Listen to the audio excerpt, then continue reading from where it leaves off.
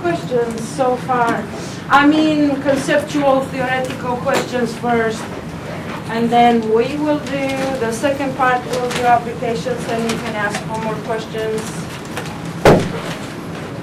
No questions so far. I have not finished 11.4. I still owe you a long explanation about 11.4. Hopefully it's gonna make more sense today than it made last time. I was just saying that I'm doing 11.4. This is a long chapter. So second part of 11.4 today, tangent plane and applications. Now, we don't say what those applications are from the start, but these are some very important concepts called the total differential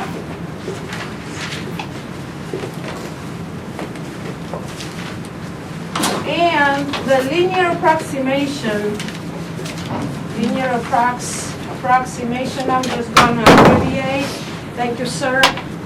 Linear approximation for functions of the type z equals f of x, y, which means graphs of two variables. At the end of the chapter, I'll take the notes copied from you, so don't give me anything until it's over. When is that going to be over? We have 4 more sections to go. So I guess right before spring break, you give me the notes for chapter 11. All right, and then I'm thinking of making copies of both chapters together and distributing them to you. I haven't started yet. Go ahead. Could anybody tell me what the equation that we deduced last time, we proved it actually, that what is the equation of the tangent plane to a smooth surface or a batchable surface at the point M of coordinates x0, y0, z0, where the graph is given by z equals f of x and y. I'm going to label it on the patch of a surface. You can imagine it labeled brown there. And could somebody tell me the equation of the plane? Well, because you have better memory, being much younger, about 25 years younger than me or so. So could anybody tell me what the tangent plane's equation? I'll start, and it's going to come to you. Z minus Z0 equals, and now let's see, I'll pick another color, I'll wait. F sub x, the partial derivative measured at x0, y0 times the quantity x minus x0 plus f sub y, excellent, f sub y x0, y0 times y minus y0. Okay, all right. Now, thinking of what those quantities mean, x minus x0, y minus y0, z minus z0, what are they? They're like small displacements, aren't they? I mean, what does it mean, small displacements? Imagine that you are close near the point on both surfaces.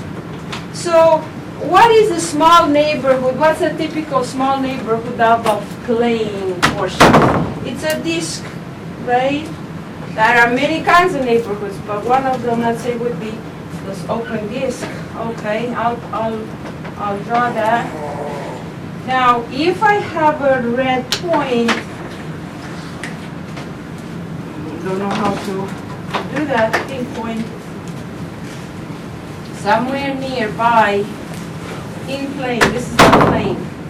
In plane, I have this point that is close. And and that point is x, y, z. And you think, okay, can I visualize that better? Well, guys, it's hard to visualize that better, but I'll try hopefully a better job. This is a frame. This is a surface. Imagine it's a surface, okay, that's the point. X0, Y0 is 0, and that. Where is the point XYZ again? The point XYZ is not on the pink stuff. It's a pink surface that looks like Pepto-Bismol or something, right? You shaded it. No, that's not what I want. I want the close enough point on the blue plane. It's actually in the blue plane pi, and this guy would be XYZ. So now you say, okay, how far would x be from x0? Well, I don't know. We would have to project the points. Project the points. This is x0. Project the blue point. This is x. So between x and x0, I have this difference, which is delta x displacement. Displacement along the x-axis away from the point, fixed point. This is the fixed point, the fixed point. The fixed point is P. Okay, y minus y0, let's call that delta y, which is the displacement along the y-axis. And then the z minus z0 can be, just because I'm a mathematician and I don't like writing down a lot, I will use as much as I can compact symbols to speed up my computation. So I can rewrite this whole thing as a delta z equals f sub x at x0, y0, which is a number, it's a slope. We discussed about that last time. We even went skiing last time, and we said that's like the slope in, what's the x direction? Slope in the x direction and slope in the y direction on the graph that was the white covered with snow hill. That was what we had last time. Delta x plus f sub y, another slope in the y direction, delta y. And unfortunately, okay, the book is a very good book, obviously, right? But I wish we could have done certain things better in terms of comparisons between this notion in Calc 3 and some corresponding notion in Calc 1. So you're probably thinking, what the heck is this witch thinking about? Well, I'm thinking of something that you may want to remember from Calc 1, and that's going to come into place beautifully right now because you have the Calc 1, Calc 3 comparison, and that's what it would be great if the books even talk about this comparison. In Calc 1, I reminded you about Mr. Leibniz. He was a very nice guy. I have no idea, right? Never met him. One of the fathers of calculus, and he introduced the so-called Leibniz notation, and one of you in office hours last Wednesday told me, so the Leibniz notation for a function g of x, I'm intentionally changing notation, is what? Well, this is just the derivative, which is the limit of the difference quotient, so you have delta g over delta x as delta x approaches 0, right? Which would be the same as lim of g of x minus g of x0 over x minus x0 as x approaches x0, right? Right, so we've done that in Calc 1, but it was a long time ago. my mission is to teach you well Calc 3, but I feel that my mission is also to teach you what you may not remember very well from Calc 1, because everything is related.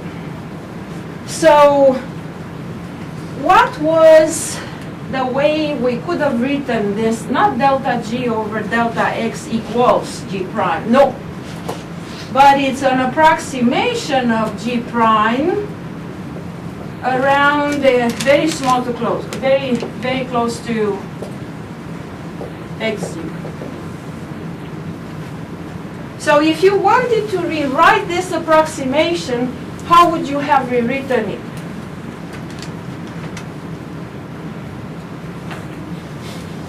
Delta G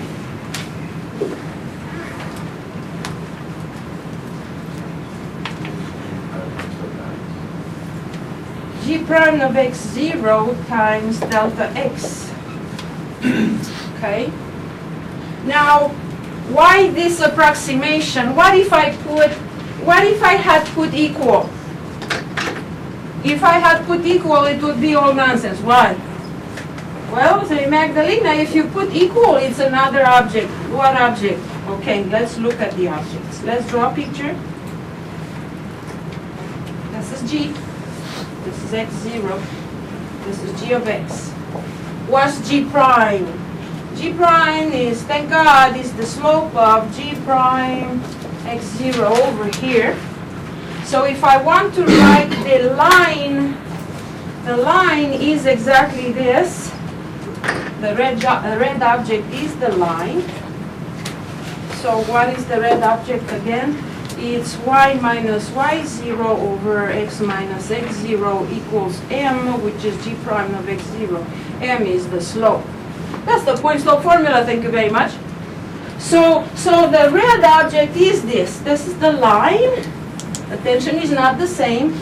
The blue thing is my curve, more precisely, a tiny portion on my curve, this neighborhood around the point is what I have here. Where I'm actually what? I'm trying to approximate my curve function with a little line. And I say, I'd rather approximate with the red line because this is the best approximation to the blue arc of a curve, which is on the curve, right? See? So this is what it is. It's just an approximation on the curve. Approximation of a curve, of an arc of a curve. Well, Magdalena is lazy today. Approximation of an arc of a curve, okay, with the segment of a line. With the segment of the tangent line. How do we call such a phenomenon? An approximation of a little arc of a circle with a little segment of a tangent line. It's like a discretization, right? But we call it linear approximation. It's called a linear approximation. APP approximation. Have you ever seen a linear approximation before coming from Calc 2? Well, in Calc 2 you've seen the Taylor formula. What is Taylor's formula? It's a beautiful thing. That said what? I don't know, let's remember together. So relationship with Calc 2, I'm gonna go and make an arrow. Relationship with Calc 2, because everything is actually related. In Calc 2, how did we introduce Taylor's formula? Well, instead of little a that you're so used to in Calc 2, we are going to put x0. It's the same thing, right? So what was Taylor's formula saying? You have this kind of smooth, beautiful curve, but being smooth is not enough. You have to have that real analytic. Real analytic means that the function can be expanded in Taylor's form.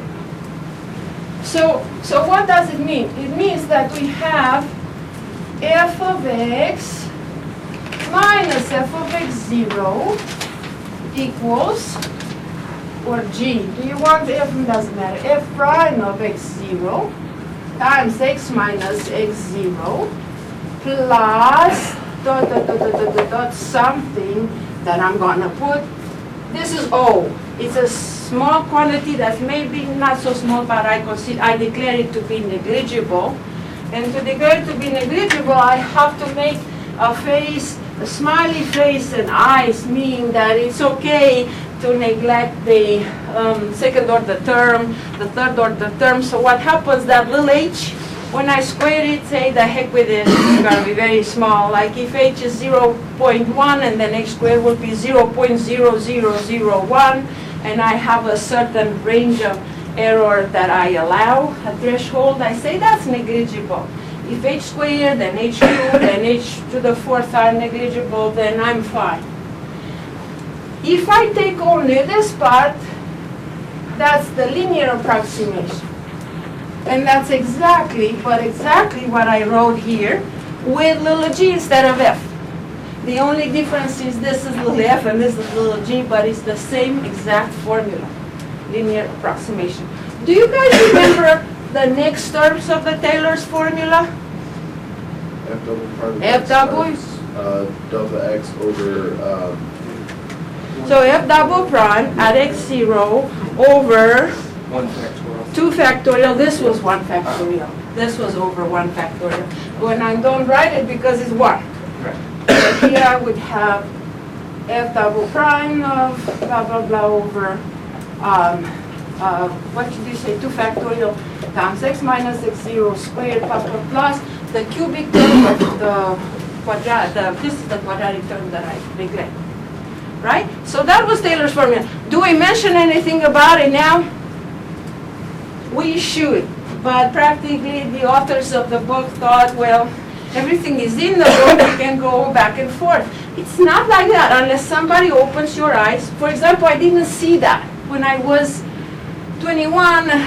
I couldn't make any connection between these Calc 1, Calc 2, Calc 3 notions because nobody told me, hey Magdalena, open your eyes and look at that in perspective and make a comparison between what you learn in different chapters. I had to grow. After 20 years, I said, oh, I finally see the picture of linearization of a function of, let's say, n variables. So all these total differentials will come in place when time comes. You have a so-called differential in Calc 1, and that's not delta G. Some people say, okay, no, that's delta G. No. The delta x is the displacement. The delta G is the induced displacement. If you want this to become a differential, then you shrink that displacement to infinitesimally small. Okay, so it's like going from a molecule to an atom to an electron to subatomic particles, but even more.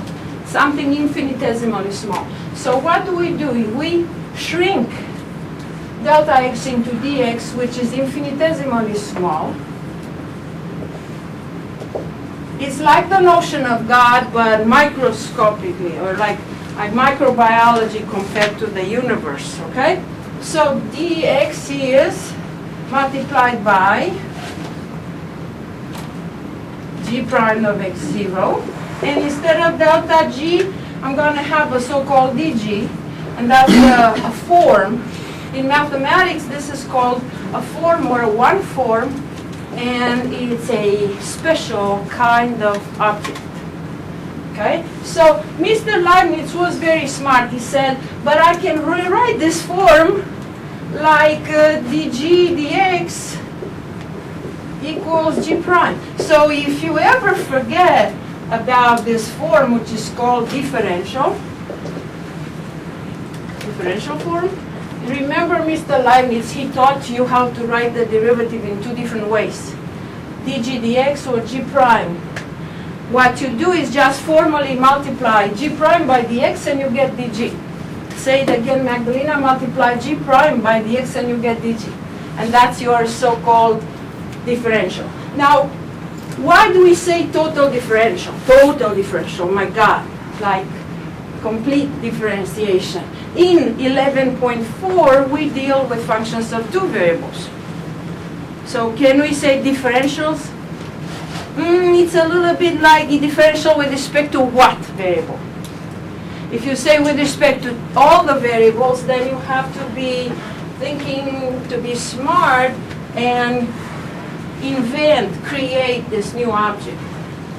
If one would write the Taylor's formula, there is a Taylor formula that we don't give.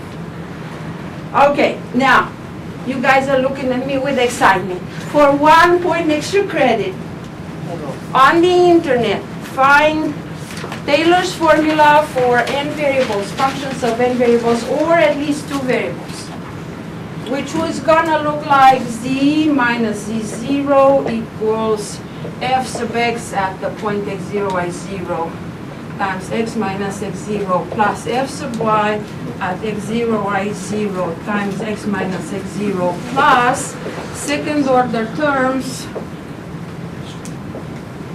plus third order terms plus fourth order terms, but the video cannot see me. Okay. So what do? We just truncate this part of Taylor's. I say I only take the Taylor polynomial of degree 1. And the quadratic terms and everything else, the heck with them. And I call that a linear approximation, but it's actually Taylor's formula in disguise. We don't tell you in the book because we don't want to scare you. I think we would better tell you at some point, so I decided to tell you now. All right, so this is Taylor's formula for functions of 2 variables. We have to create, not out of nothing, but out of this, the total differential. Who tells me? Shrink the displacement, Magdalena. The delta x shrunk to an infinitesimally small will be dx. Delta y will become dy. Mr. Leibniz is smiling from the skies, just looking at us. He loves our notations. And this is dz. So I'm going to write dz or df is the same thing, equals f sub x at the point, it could be at any point you are taking in particular, dx, plus f sub y, xy, dy. So this is at any point, at an arbitrary point xy in the domain where your function is at least c1. What does it mean, c1? It means the function is differentiable and the partial derivatives are continuous. Well, I said several times I want even more than that. I wanted maybe second order derivatives to exist and be continuous and so on and so forth. And I will assume that the function can be expanded in Taylor series. All right, now, example of a final problem that was my first problem on the final many times, and also on the common final, departmental final. And many students screwed up, and I don't want you to ever make such a mistake. So this is a mistake not to make, okay? Mistake not to make, because after 20-something years of teaching, I'm quite familiar with the mistakes students make in general. And I don't want you to make them. You're too good to do this. So, problem 1. On the final, we said, the only difference was on some departmental finals we gave a more sophisticated function. I'm going to give only some simple function. This polynomial, that's beautiful. And then we said, write the differential of this function at an arbitrary point xy, and that's what it is. Well, let me tell you what some of my students don't do that. I'm going to cross it with red. And some of my students wrote me very beautifully, df equals 2x plus 2y. And that can send me to the hospital. If you want me to go to the ER soon, do this on the exam, because this is nonsense. Why is this nonsense? This is not. dx or dy. Exactly. So the most important thing is that the df is like, okay, let me come back to driving. I'm driving to Amarillo, and I give this example to my Calc 1 students all the time because it's a linear motion in terms of time, and let's say I'm on cruise control or not, it doesn't matter. When we drive and I'm looking at the speedometer and I see 60, I didn't want to say more, but let's say 80 miles an hour. That is a miles an hour. That means the hour is a huge chunk, delta H, or delta T. Let's call it delta T because it's time. I'm silly. Delta T is 1. Delta S, the space is going to be that chunk of 60 miles. But then that is the average speed that I had. So that's why I said 60. That's the average speed I had in my trip, during my trip. But there were moments when my speed was 0 or close to 0. Let's assume it was never 0. But that means there were many moments when my speed could have been 100. And nobody knows because they didn't catch me. So I was just like. So in average, if somebody is asking you what is the average, that doesn't tell them anything. That reminds me of that joke. Overall, I'm good. You know the statistician joke who was, are you cold, are you warm? And he was actually sitting with one half of him on a block of ice and the other half on a stove. And he says, in average, I'm fine. But he was dying. Right? This is the same kind of thing. My average was 60 miles an hour. But I almost got caught when I was driving almost 100. But nobody knows, because I'm not giving you that information. That's the infinitesimally small information that I have not put correctly here, means that what is what I see on the speedometer? It's the instantaneous rate of change that I see that fraction of a second. So that means maybe a few feet per a fraction of a second.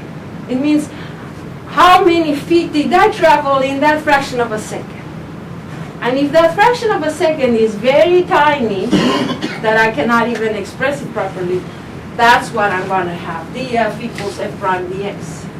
So df and dx have to be small because their ratio will be a good number, like 60, like 80, but them in themselves, delta f, delta x, are very tiny things. It's the ratio that matters in the end to be 60 or 80 or whatever.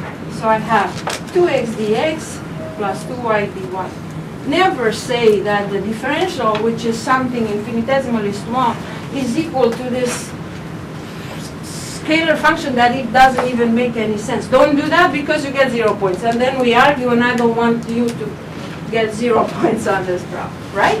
So it's a very simple problem. All I want you to test you on would be this definition. Remember, you're going to see that again on the midterm and on the final, or just on the final.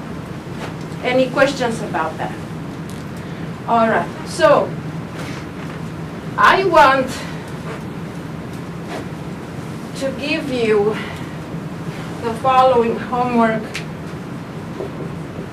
out of section 11.4 on top of the web work.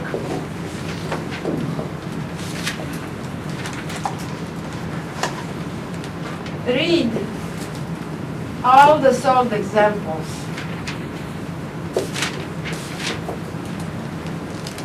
Of the section.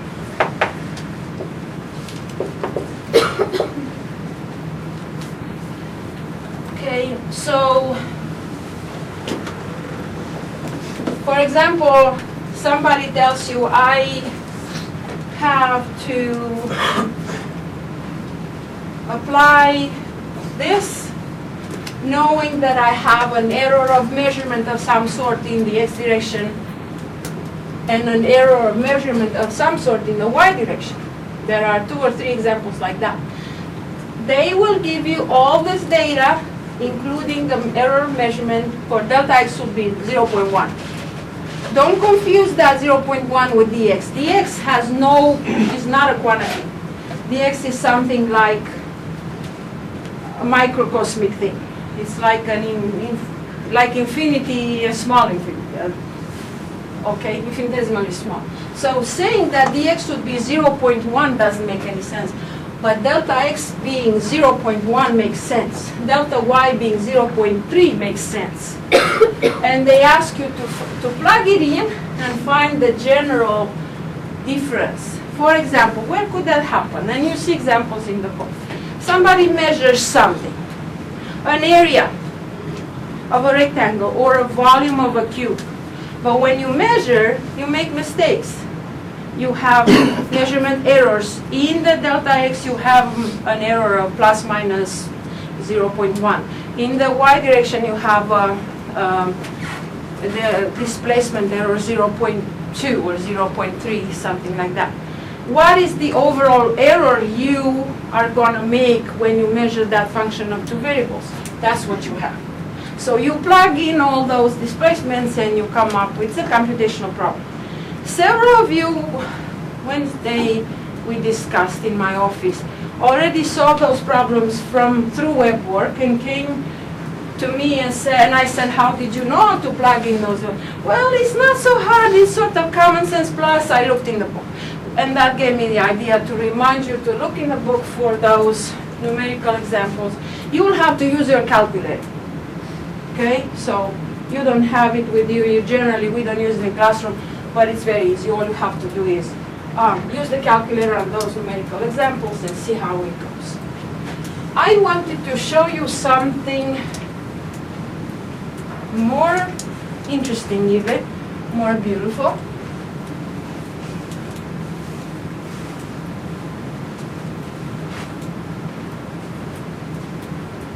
Regarding something we don't show in the book until later on, and I'm uncomfortable with the idea of not showing this to you now.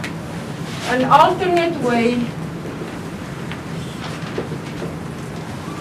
or more advanced way,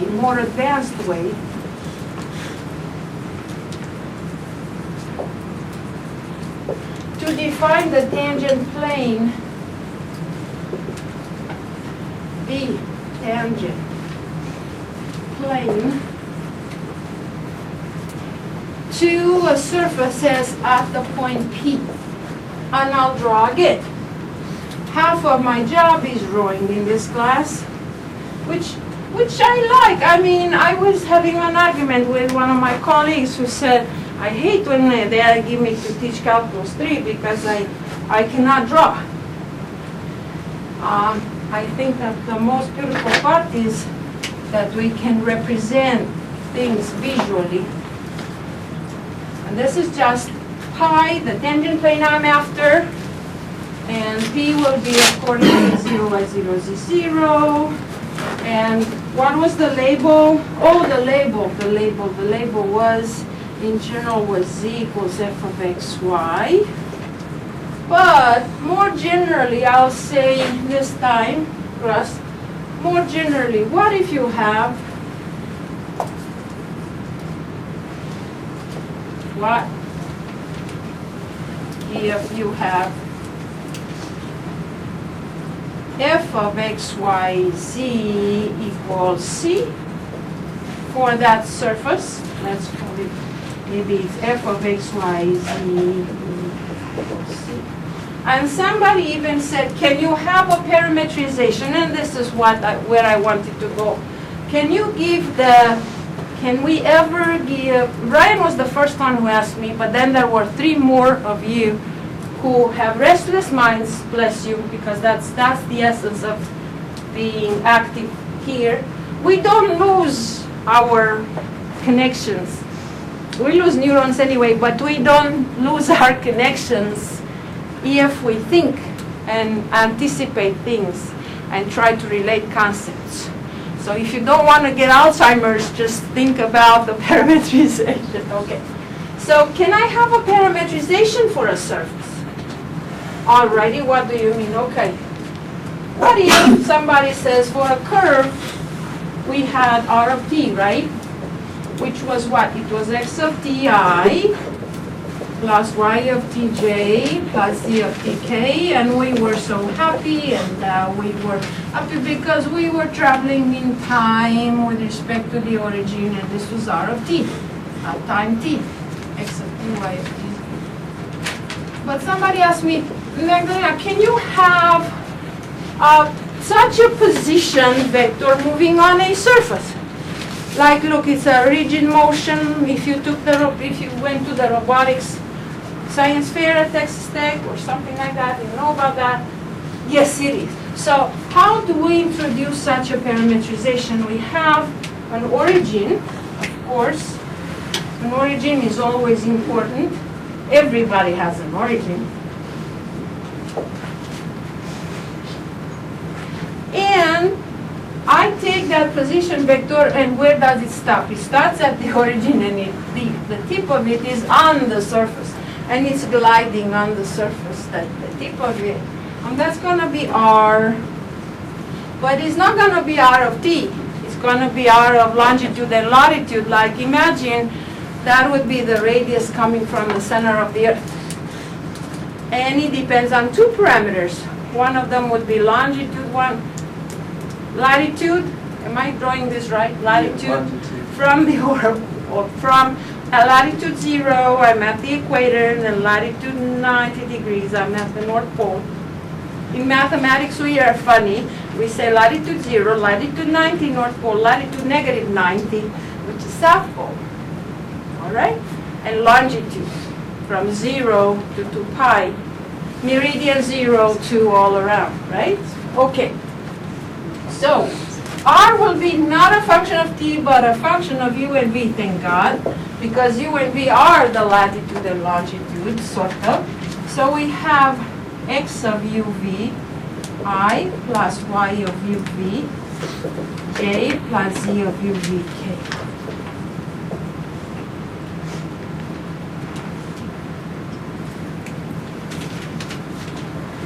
You can do that.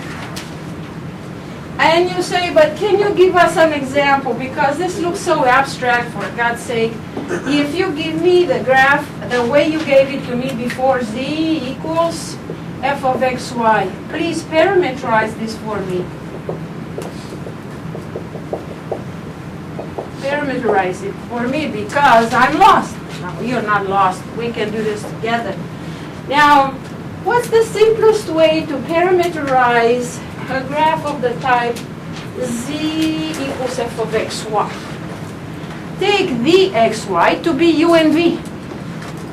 Take x and y to be your independent variables, and take z to be the dependent variable. Okay? And I'm again expressing these things in terms of variables like I did last time. And then I say, let's take this kind of parameterization. X will be u, right? Y will be v. Then I'm going to write r of x and y, just like that guy will be. And instead of x and y, I'll say, wait a minute, I will have to denote everybody with capitals. Then my life will become better, because you don't have to erase. You just make little x big, little y, big capitalized, x, y, z. And then I'll say, okay, x, y, z will be my setting here in 3D. All right, so how am I going to reparameterize the whole surface? The whole surface will be r of xy equals, in this case, well, let's think about it. In this case, I'm going to have x, y, and what's a little f? I just erased. I was smart, right, that I erased f of xy. So I have x, y, and z, which is f of xy.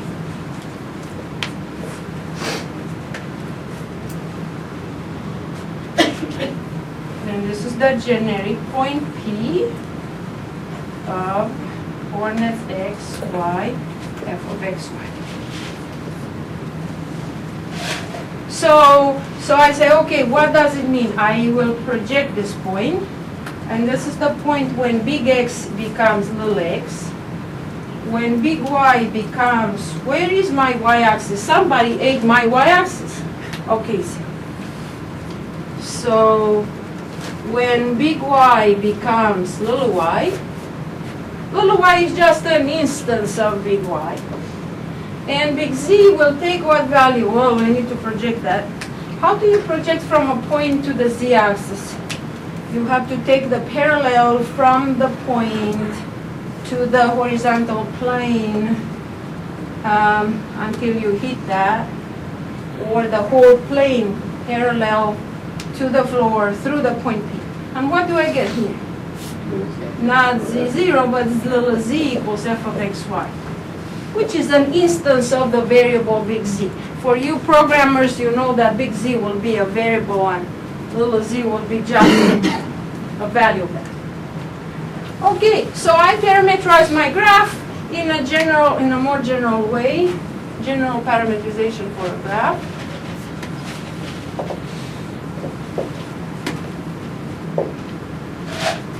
And now, what's the meaning of r sub x and r sub y? What are they? Now, we don't say that in the book. Shame on us. Shame on us. We should have. Because I was browsing through the projects about a year and a half ago. The senior projects of a few of my students two of them were in mechanical engineering. One of them was in petroleum engineering.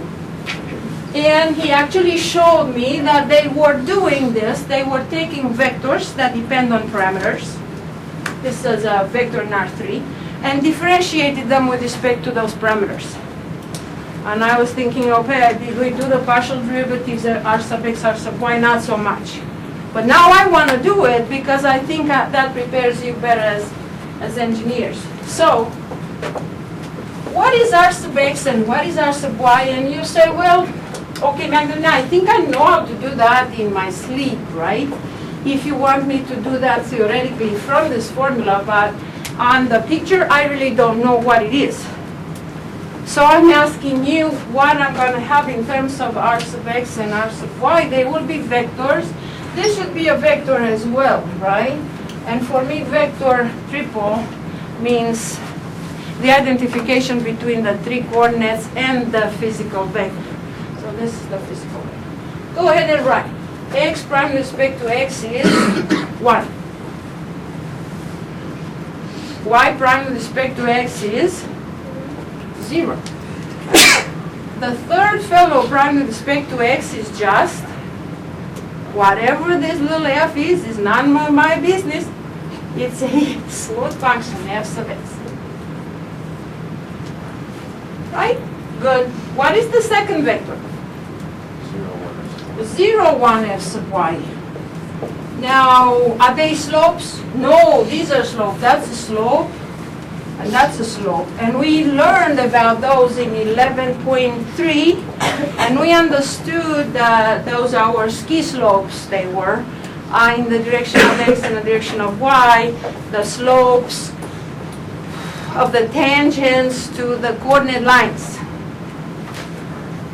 But this looks like I have a direction of a line, and this would be the slope, and that's the direction of a line, and would be the slope. What are those lines? The lines from the origin to the function. Let me draw. Then, shall I erase the whole thing? No. I'm just going to keep, I'll erase the tangent. Don't erase anything on your notebooks.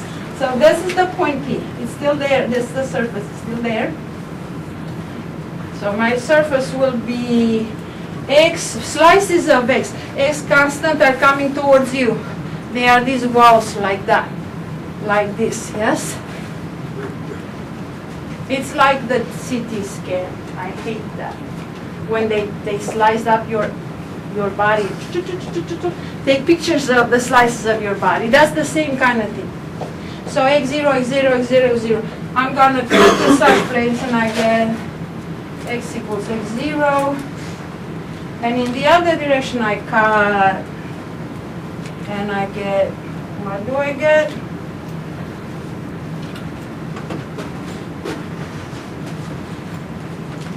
Well, I started bad.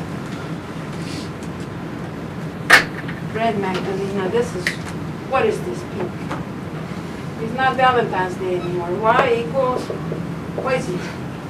And this is the point P. So, as Alex was trying to tell you, R sub x will represent the vector, the physical vector in 3D that is tangent, originating at P and tangent to the which of the two? To the purple one or to the red one? Make up your mind. Who is constant, held constant in the red one? Y equals y0, right?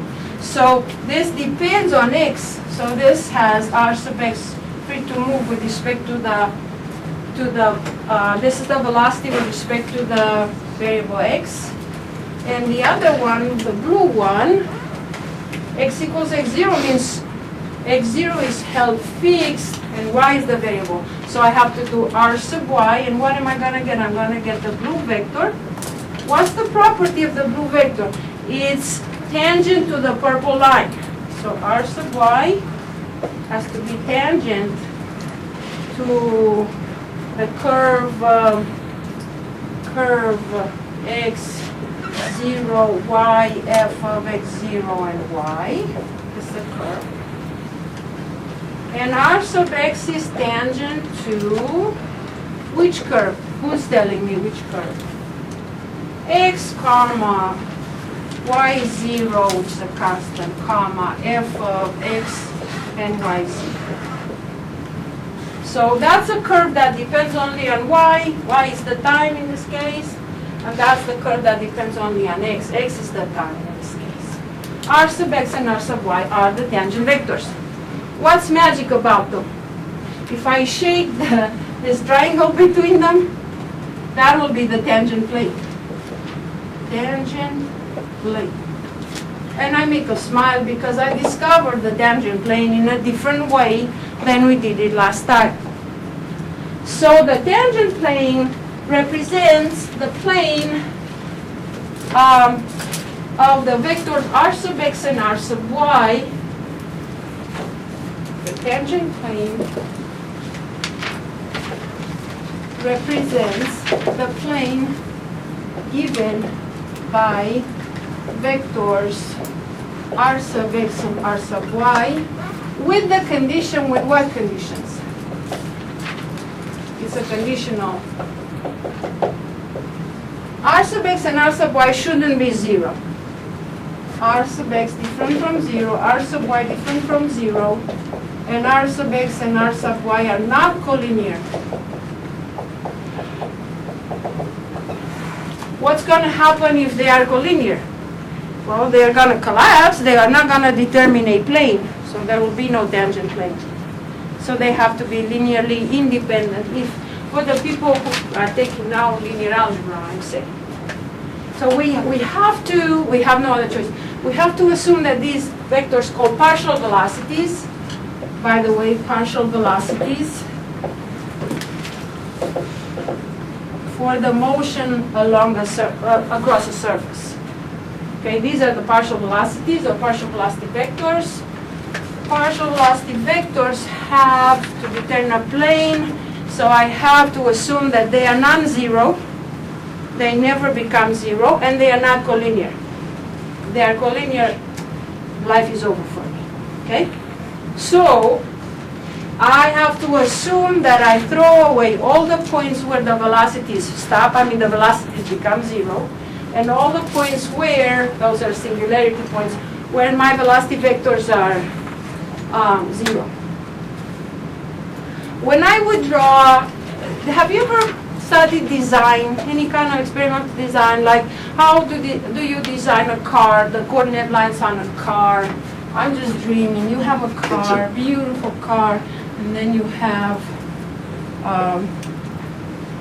well, I cannot draw really well, but anyway. I have these coordinate lines on this car. It's a mesh what I have there. Actually, we do that in animation all the time. We have meshes over the models we have in animation. Think avatar. Now, those are all coordinate lines. Those coordinate lines would be giving you singularities where?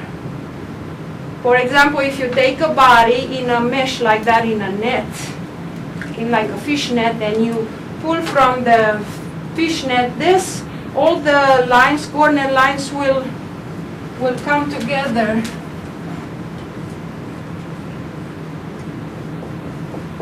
And this would be a singularity. We avoid this kind of singularity. So these are points where something bad happened. Either the velocity vectors become collinear. You see what I'm talking about? Or the velocity vectors shrunk to zero. So that's a bad point. That's a singularity point. They have this problem with meshing. So when they make these models that involve two-dimensional mesh in a three-dimensional ambient space, like it is in animation, the mesh is called regular if we don't have this kind of singularities, where the velocity vectors become zero or collinear. It's very important for a person who programs in animation to know mathematics. If they don't understand these things, it's over. Because when do you know, you write a matrix, and you will know the vectors will become collinear when the two vectors, let's say 2 rows of a matrix, are proportional or parallel or proportional. So everything is numerical in terms of those matrices, but it's just a discretization of a continuous phenomenon, which is this one. It's important. Okay, well, do you remember Toy Story? Okay, the Toy Story people, the renderers, the ones who did the rendering techniques for the Toy Story, both have the masters in mathematics. So, and you realize why now you sort of have to know, to do that you have to know Calc 1, Calc 2, Calc 3, linear algebra, be able to deal with matrices, have a programming course or two, it's essential. They took advanced calculus because some people don't cover the, I was about to skip it right now in Calc 3, but they teach that in advanced calculus 4350, 4351. So that's about as far as you can get. And differential equations is also very important. So if you master those, then you go into something else, like programming, electrical engineering, or you're ready for animation. Otherwise, if you want, I want to be a rendering guy for the next movie. Then they say, no, we won't take you. I have a friend who works for Disney. She wanted to get a PhD. At some point, she changed her mind and ended up just with a master's in mathematics while I was in Kansas, University of Kansas. And she said, you know what? Disney is just giving me $65,000 as an intern. And I was thinking, okay, and probably I'll start like at $40,000 as a postdoc. And she said, good luck to you too. But we stayed in touch. And right now she's making twice as much as I'm making for Disney. Is she happy? Yeah. Would I be happy? No. Because I would she works for 11 hours a day. 11 hours a day on a chair. That would kill me. I mean, I spend about 6 hours sitting on a chair on any day of the week, but it's still too much. But anyway, she's a hard worker though. She loves what she's doing, and the problem is your eyes, after a while, your eyes are going bad. So what is the normal for the plane in this case? I'll try my best ability to draw a normal. The normal has to be perpendicular to the tangent space, right? Tangent plane. So n has to be perpendicular to r sub x, n has to be perpendicular to r sub y. So can you have any guess how in the world I'm going to get to n vector? Cross product, and that's why you need to know linear algebra sort of at the same time, but you guys are making it fine, it's not a big deal. You have a matrix, ijk in the front row vectors, and then you have r sub x that you gave me and I erased it. 1, 0, f sub x, 0, 1, did you say so? Yes, 0, 1, f sub y, and you have exactly 1 minute, no, you have exactly 18 seconds to compute this vector.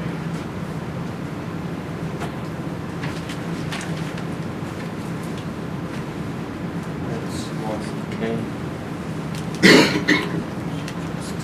1k, but I want to leave k at the end because I always order my vector. Something I plus something j plus something k.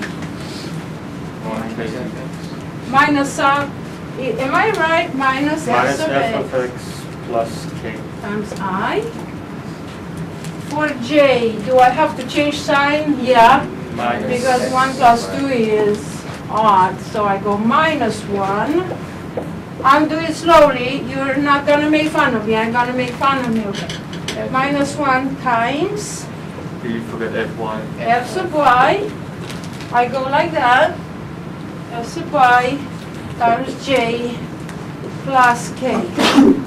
Plus k, as you said very well, and the most elegant way would have been like yours, but I said like this. So you have minus f sub x, comma, minus f sub y, comma, and 1 as a triple with angular bracket. You love that.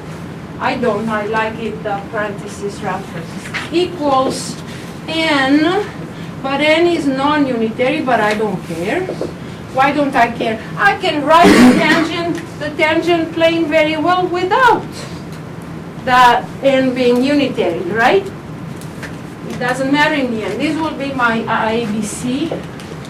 Now I love my ABC. I know my ABC. So, the tangent plane is your next guess. The tangent plane will be perpendicular to n. So this is n. The tangent plane passes through the point P and is perpendicular to n. So what is the equation of the tangent plane?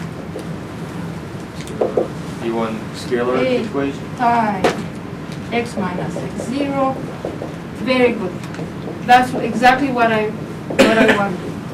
You're right. All right. So, does it look familiar? Not yet. Bless you. Bless you. Who sneezed? Okay.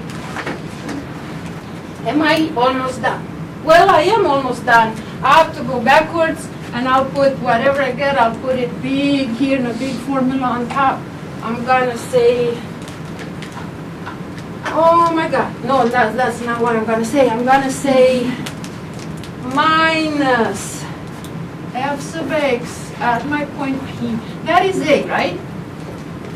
Times x minus x0 plus minus f sub y at the point P. That's B, y minus y0 plus C is 1, right? C is 1. I'm not going to write it because if I write it, you're going to make fun of me. Z minus Z0 equals 0. Now it started looking like something familiar finally. Now we discovered that the tangent plane can be written as Z minus Z0. I'm keeping the guy Z minus Z0 on the left-hand side. And these guys are going to move to the right-hand side. So I'm going to have, again, my friend, the equation of the tangent plane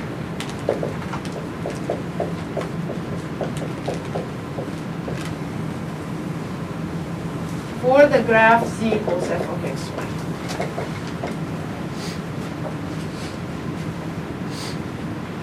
But you'll say, okay, I think by now we've learned this by heart. We know the equation of the tangent plane in our sleep. But what if your surface would be implicit the way you gave it to us at first? Maybe you remember the sphere. That was an implicit equation, x squared plus y squared plus z squared equals, what do you want it to be? 16. Huh? 16. 16. So radius should be 4. And in such a case, the equation is of the type f of x, y, z equals constant. Can we write again the equation of the, well, you say, well, you just taught us some theory that says I have to think of u and v, but not x and y. Because if I think of x and y, what would it be? I take the sphere as being an apple. No, an apple. Something you can cut easily. Well, an apple, an orange, something. A round piece of soft cheese. I started being hungry and I'm dreaming. So this is a huge something you're going to slice up. If you are going to do it with x and y, the slices will be like this. Like that and like this, right? Mm-hmm. And in that case, your coordinate curves are sort of weird. If you want to do it in different coordinates, so we want to change coordinates, and those coordinates should be latitude and longitude, then we cannot use x and y. Am I right? We cannot use x and y. So those u and v will be different coordinates, and then we can do it like that, latitude from minus pi over 2 to pi over 2, and longitude, we are going to talk about spherical coordinates later, not today. Latitude and longitude. 1 point extra credit, because eventually we are going to get there. Chapter 12.7 comes way after spring break. But before we get there, can you guys, some of you know it, who is in mechanical engineering again? You know about Euler's angles and stuff like that. And okay, can you write me the equations of x and y and z of the sphere with respect to u and v, u being latitude and v being longitude? These have to be trigonometric functions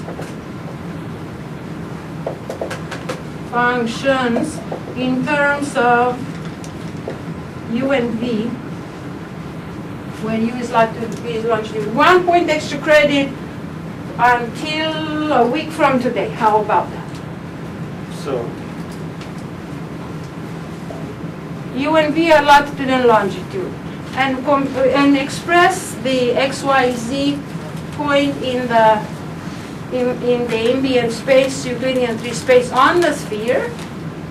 X squared plus y squared plus z squared must be 16. So you'll have lots of cosines and sines there of those angles. The angle, the latitude angle and the longitude angle. And I would suggest to you that you take, for the extra credit thingy, you take the longitude angle to be from 0 to 2 pi, from the Greenwich 0 meridian going back to himself, and the U latitude being between 0. Well, there are two ways we do this in mathematics, because mathematicians are so diverse. Some of us say, for me, I measure the latitude starting from the North Pole. I think that's because we all believe in Santa or something. So they go, we start measuring always from the North Pole because that's the most important place on Earth. And they go 0, pi over 2, and then we are at 30. What is our latitude? Shame on me. 33, okay, so they go. Then pi over 2 would be the equator. and then pi would be the south pole. But some other mathematicians, especially topologists and differential geometry people, and one of them, we go like that. Minus pi over 2, south pole, 0, pi over 2, north pole. So we change, we shift that kind of interval, and then for us, the trigonometric functions of these angles will be a little bit different when we do the spherical coordinates. Okay, that's just extra credit. Has nothing to do with what I'm going to do right now. What I'm going to do right now is to pick a point on Earth. We have to find Lubbock. In here? Yeah, that seems good. Is that a good point? That's good. This is LBD. That's Lubbock International Airport. So for Lubbock, let's call it P as well. Draw the R sub U, R sub V. Oh my God, so what was, U was latitude. So if I fix the latitude, that means I fixed the 33 point whatever you said. U equals U0 is fixed, so I have U fixed. And V equals V0 is that. That's I fixed the meridian where we are. What is this tangent vector to the first, to the pink parallel? To the pink parallel, the tangent vector would be R sub what? R sub V, you're right. You got the idea. And the blue vector would be the partial velocity, that's the tangent vector to the blue meridian, which is R sub U. And what is N gonna be? N is gonna be R sub U cross R sub U. But is there any other way to do it in a simpler way without you guys going home and suppose some of you don't want to do the extra credit and say, the heck with it, I don't care about her stinking extra credit until chapter 12 when I have to study the spherical coordinates. And is there any other way to get in? I told you another way to get in, that we are getting there. N was the gradient of F over the length of that, if we want it unitary. The length of F was what? F sub x, F sub y, F sub z vector, where the implicit equation of the surface was F of x, y, z equals c. So now, we've done this before. You say, Magdalena, you're repeating yourself. I know I'm repeating myself, but I want you to learn this twice so you can remember it. What is F of x, y, and z? In my case, it's x squared plus y squared plus z squared minus 16, or even nothing, just because the constant doesn't matter anyway when I do the gradient. You guys are doing homework to solve how the gradient goes. So gradient of F would be 2x times, that's the partial derivative, times I plus 2y times j plus 2z times k. That's very important. Lubbock has some coordinates, we plug it in. Now, can we write two things? I want two things from you. Write me A, total differential, B, tangent plane at the point of A. Write the total differential. I'm not going to ask you to do a linear approximation. I could. B, write the tangent plane to the sphere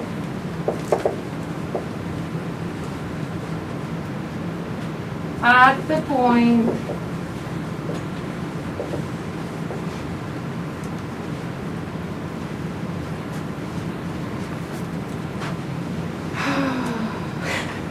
that, I don't know, I don't want one that's trivial.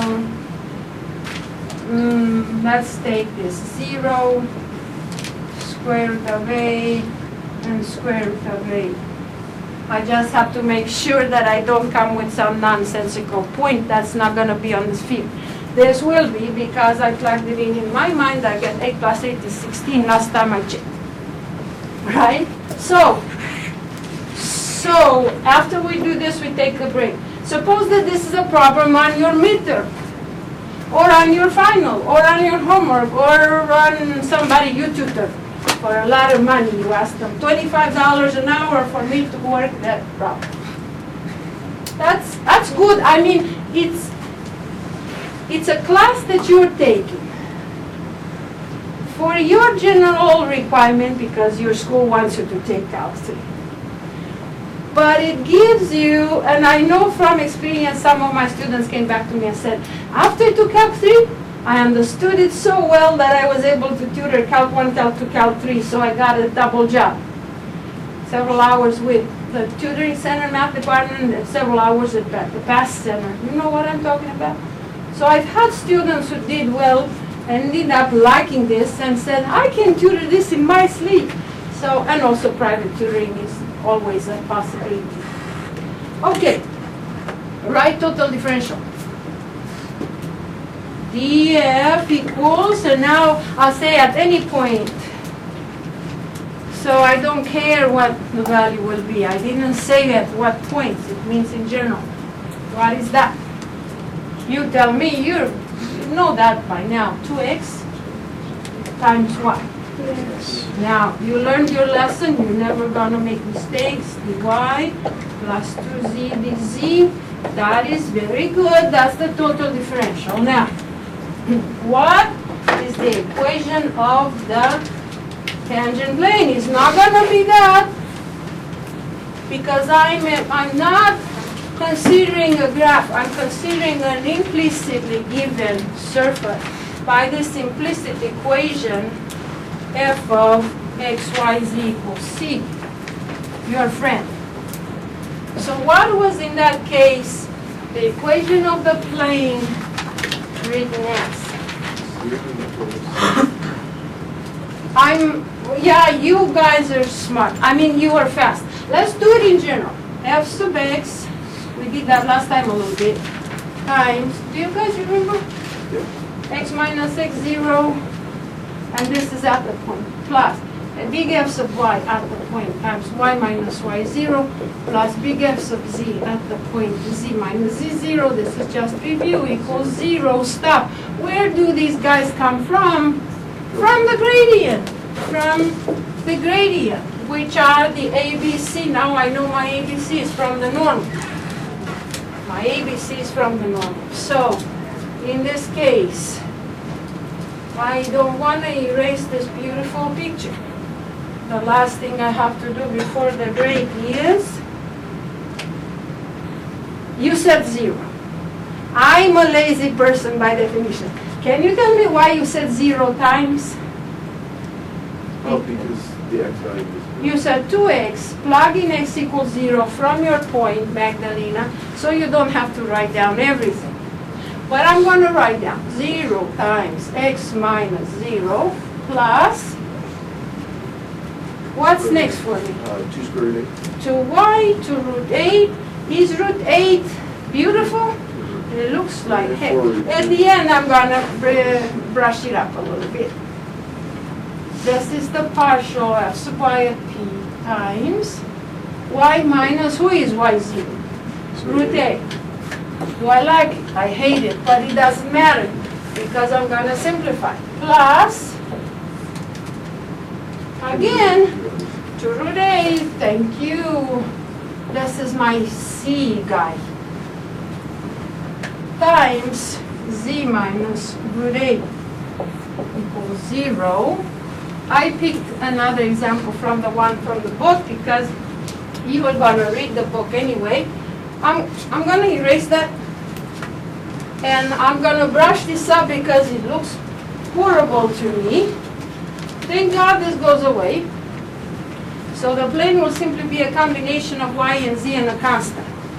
And if I want to like make my life easier, I'm going to divide by what? By this. So in the end, it doesn't matter. Come on. I'll get y minus root 8 plus z minus root 8 equals 0. Do I like it? I hate it. No, I don't like it. Why don't I like it? It's not simplified. So, in any case, if this were multiple choice, it would not be written like that, right? So what would be the simplified plane in this case? The way I would write it, a y plus a z minus, think, what is root 8? 2. And 2 root 2 and a 2 root 2, how much root 2? Minus 4 root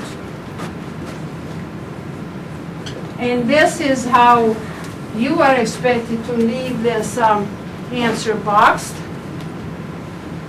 This is that tangent plane at that point to the sphere. Okay, there are programs. One time I was teaching advanced geometries for the 331, and one thing I gave my students to do, which was a lot of fun, using a parametrization, plot the entire sphere with MATLAB. We did it with MATLAB. Some people said they know Maple, I didn't care. So MATLAB for me was easier. So we plotted the sphere in MATLAB. We picked a point, and we drew with MATLAB.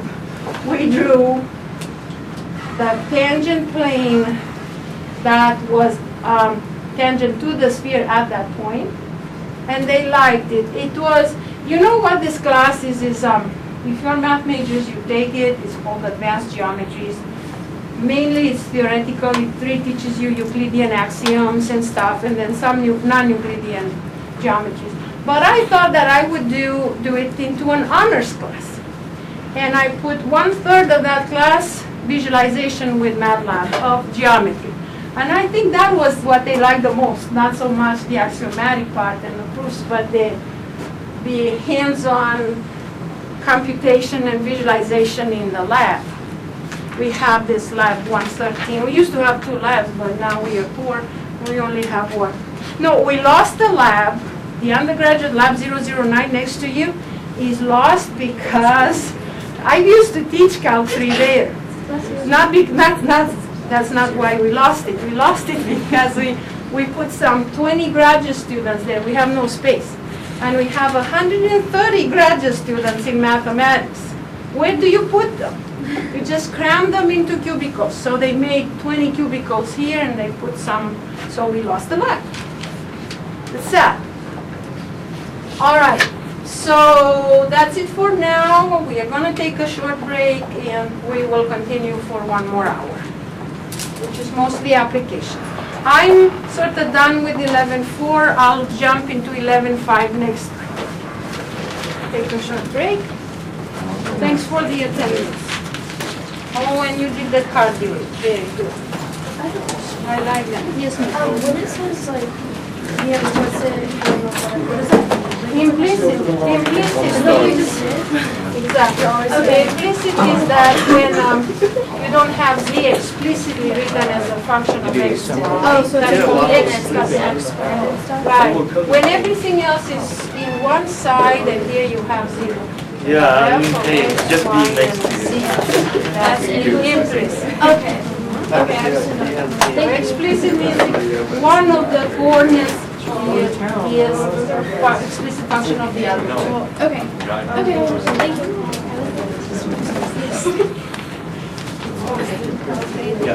So guys, did I make a promise? Did I say in 1 week you have them back, or I made no promise? I made no promise, I did good. But hopefully in a week you have them back.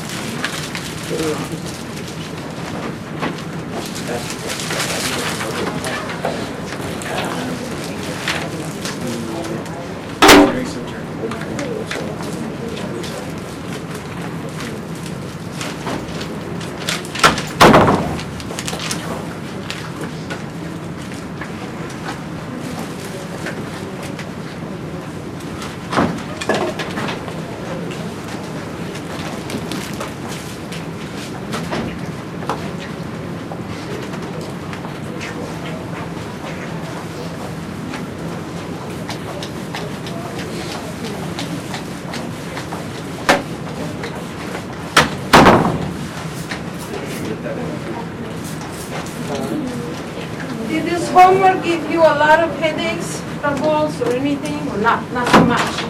It's a long homework. 49 problems, 42 problems. Not bad. Wasn't bad? Let's talk about So I just wanna say- I got it. The ones I've done so far haven't been too bad. I've done like half of it. It's not bad.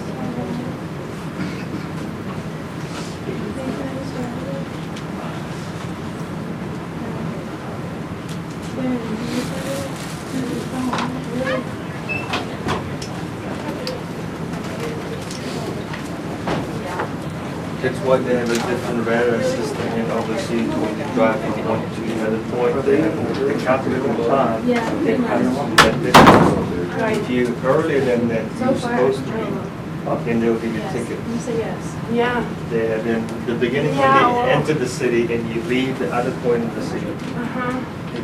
It's only one Oh lane. my God, yeah. So if you hit that 20 seconds early, you get automatic ticket. There's Wow. no police. Of course, it's logical. It's a mathematical application. Yeah, it's a mathematical application. They have a distance one line. Yeah, So if you went through one point to another point, Yeah. they have a DT that they calculate how much time you pass. yeah. If you're early, you got a ticket.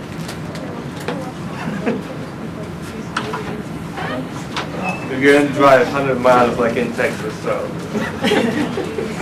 anyone else?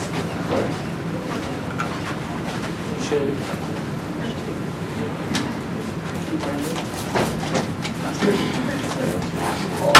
Do you watch shows? My husband is. What's your numbers? Yeah, show numbers. It's called numbers. Yes, yes. I know, I heard, I think, we didn't know, but we heard about it. I think it's from my father-in-law or friend. I'm gonna look it up. I don't have much time to watch anything, but I heard about it. It's just big. They have real applications. Yes. I do it on my phone. But that's a problem.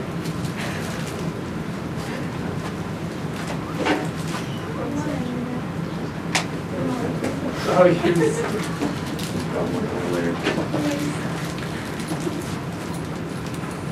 Okay, questions from the, what was it, the first part, mainly the first part of chapter 11. This is where we are. Right now, we hit the half point because 11.8 is the last section. And we will do that, that's Lagrange multipliers. So let's do a little bit of a review. Questions about homework. Do you have them? Imagine this would be office hour. What would you ask?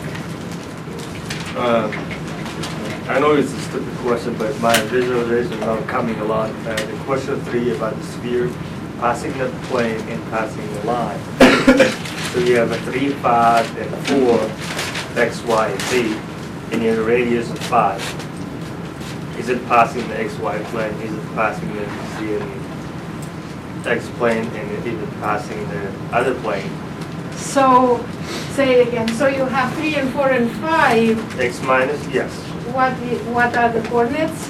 3, 4, and 5. 3, 4, and 5. Just as you said them, you And can, radius is 5. radius of, 5. Radius is equal to 5. But the sphere is a Sphere. yeah, well, okay. So assume you have a sphere of radius 5, which means you have 25. If you do the 3 squared plus 4 squared plus 5 squared, what is that? Well, for this point, you have two separate things. For this point, you have 25 plus 25. Are you guys with me? So you have the specific x0, y0, z0. You do the sum of the squares, and you get 50. My question is this point outside, inside the sphere, or on the sphere? And the sphere obviously is not, because it does not verify the equation of the sphere. right? Wait, aren't those the location of the center point? Where's the center of the sphere? Well, The further approach you run, it's, The Yeah, but I center thought of the that- sphere would be at 0. I thought the question that those given were. We are making up a question, so, right?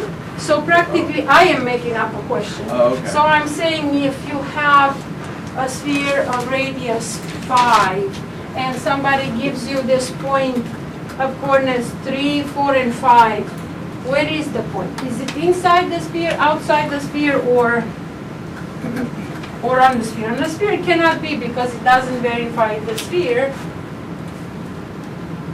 It looks like Mr. Egg. I don't like it. I'm sorry, it's a sphere.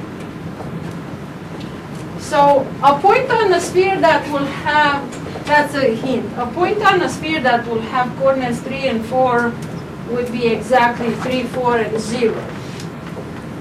So it would be where 16, 4.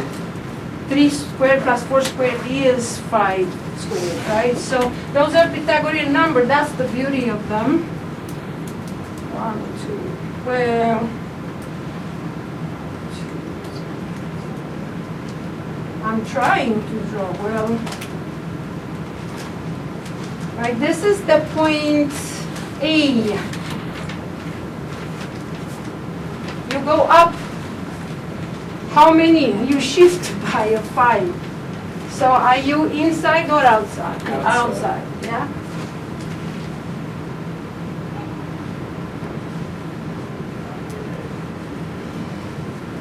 Are you outside or are you like exactly on?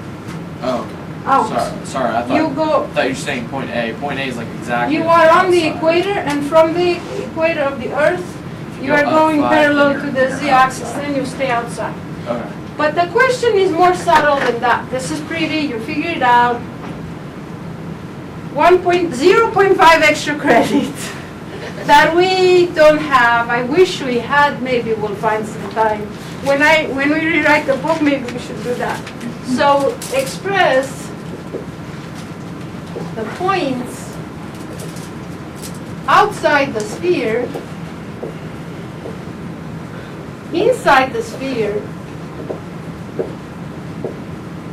and on the sphere, using exclusively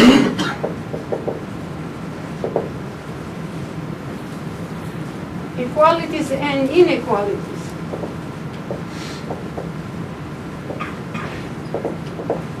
And that's extra credit. So of course the one is obvious. The sphere is the set of the triples x, y, z in R3. Okay, I'm teaching you a little bit of mathematical language. X, y, z belongs to R3. R3 being the free space with the property that x squared plus y squared plus z squared equals given a squared. What if you have less than? What if you have greater than? Shut up, Magdalena. This is all up to you.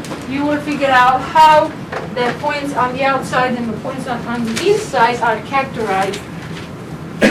And unfortunately, we don't emphasize that in the textbook. Anyway, you figured it out, and now I want to move on to something a little bit challenging, but not very challenging.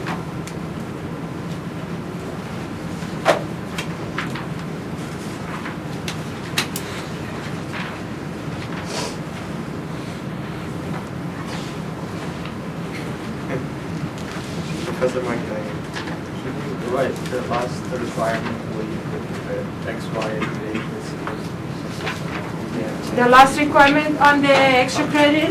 So I said the sphere represents the set of all triples x, y, z in R3 with the property that x squared plus y squared plus z squared equals a squared with the equality sign. Represent the points on the inside of the sphere and the outside of the sphere using just inequalities. Mathematics, no writing, no words, just mathematics. In set theory symbols, like the set of points with braces like that. Okay, I'll help you review a little bit of stuff from the chain rule in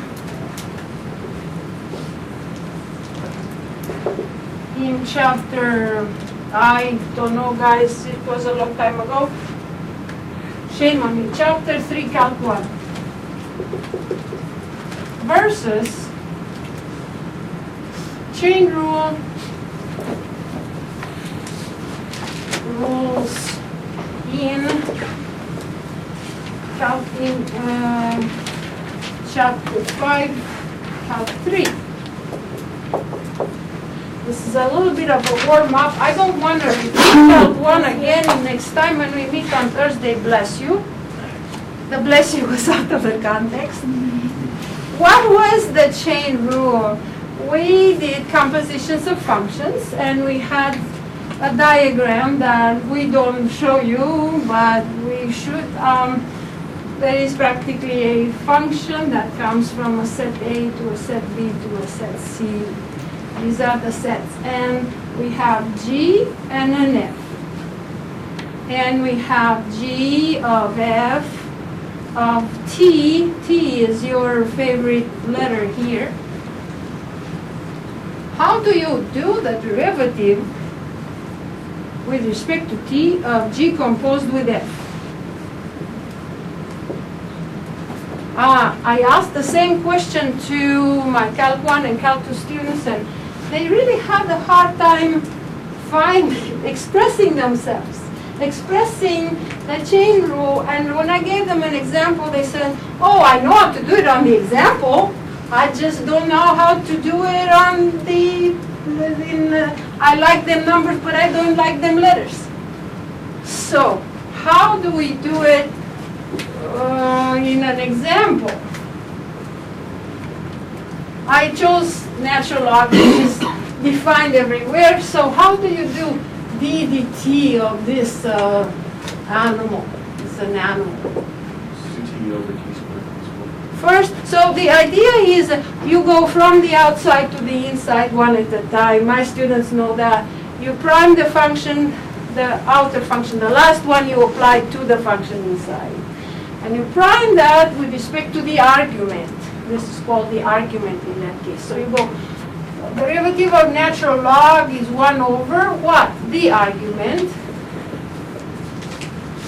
And you cover natural log with your hand, and you keep going. And you say, now, next I go times the derivative of t squared plus 1 prime with respect to t.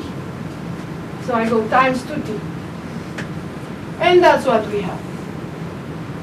And they say, when you explain it like that, they said to me, I can understand it. But I'm having a problem understanding it when you express this diagram that it throws me off. So in order to avoid that kind of theoretical misconception, I'm saying, let us see what the heck this is. d dt of g of f of t, because this is what you're doing, has to have some understanding. The problem is that Mr. f of t that lives here has a different argument. The letter in V should be, let's say, u. And that doesn't say anything practically. How do you differentiate with respect to what? You cannot say d dt here. So you have to call f of t something generic. You have to have a generic variable for that. So you have then dg du at what specific value of u? At the specific value of u that we have as f of t. Do you understand the specificity of this? Okay. Times, that's the product, that's the chain rule. The product coming from the chain rule. df dt. You take du dt or df dt, is the same thing. Say it again. df dt.